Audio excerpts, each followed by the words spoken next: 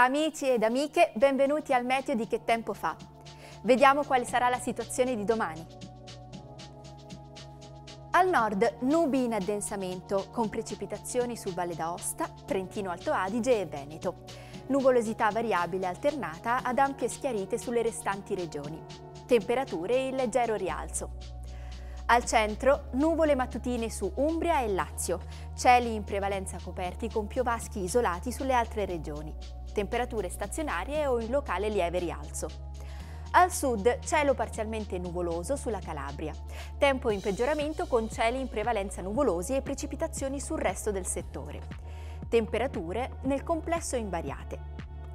In Sicilia cielo nel complesso parzialmente nuvoloso su tutta la regione, con possibile peggioramento nel corso della giornata. Temperature minime in rialzo. In Sardegna sole alternato a nuvole, con la pressione che cede rapidamente determinando un peggioramento pomeridiano. Temperature senza grosse variazioni.